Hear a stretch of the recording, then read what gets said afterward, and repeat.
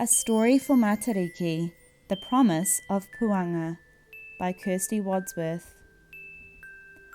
Hana lived with her whānau in a village deep in a valley on the west coast of Aotearoa.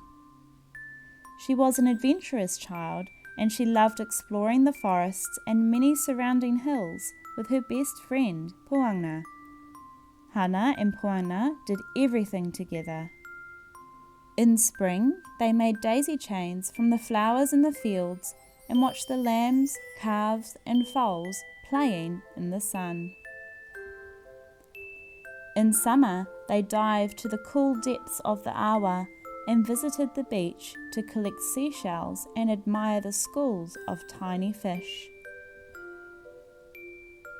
In autumn, they rode their bikes through piles of crackly red, orange and yellow leaves and played tag with their shadows. Then winter would come. Winter always came suddenly to the little town, with no warning. Icy winds would blow through all the whare and it was bitterly cold. Many of the crops that the people grew for food would wither and die before they could be harvested. The only thing to do was to huddle close to the fire and try to stay warm. Hana and Puanga would tell each other stories in front of the flickering flames. One day, Hana spoke to Puanga about it. "Mum's really worried," Hana said. "She says that the winters keep getting worse. She thinks we need some kind of sign to warn us when the cold weather's coming, so we can gather our crops in time and make sure we're prepared for the winter." Puanga was very quiet. She thought a lot about what Hana said. She knew that the town was indeed in trouble. Finally, she decided to tell Hana a very special secret.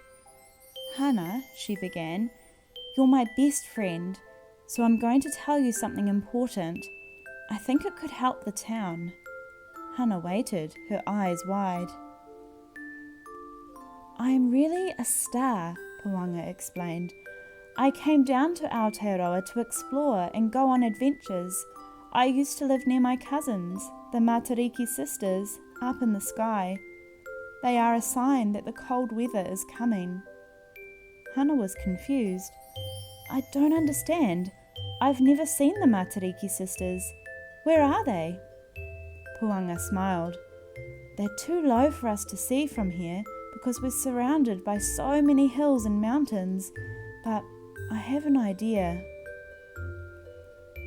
Suddenly, a strong, cold wind began to blow around the two girls. It was so strong, it nearly blew them over. To Hana's amazement, it seemed like there was a man riding on the wind. "It's okay," shouted Puanga. "It's my friend, Tawhiri Mātea, the guardian of wind. He will help me get back into the sky so I can be the sign for your village."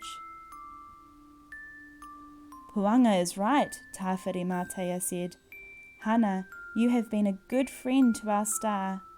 Puanga will now give you the greatest gift of all. She will be the sign for your town that winter is coming.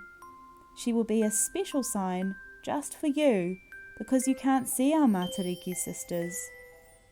When you see your friend Puanga shining brightly, you will know that she is telling you to hurry and gather your crops so you can then stay inside and keep warm, for the cold season is coming." Hana's eyes filled with tears and she hugged her friend. "Thank you, Puanga, but I'll miss you." "I'll miss you too," Puanga said gently. "But remember, we'll still see each other." And with that, Tawhiri Mātea lifted Puanga and carried her high into the sky. As Hana watched, Puanga was transformed into a bright, beautiful star.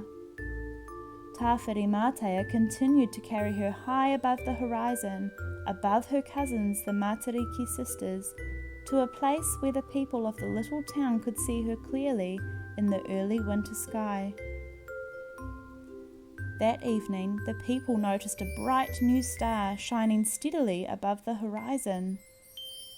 "That star's name is Puanga," Hana explained. just like my friend.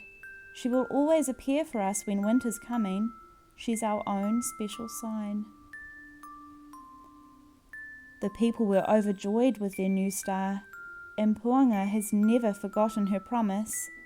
Each year she appears to the people of Aotearoa, a special sign for those unable to see Matariki that winter and the Māori New Year are coming.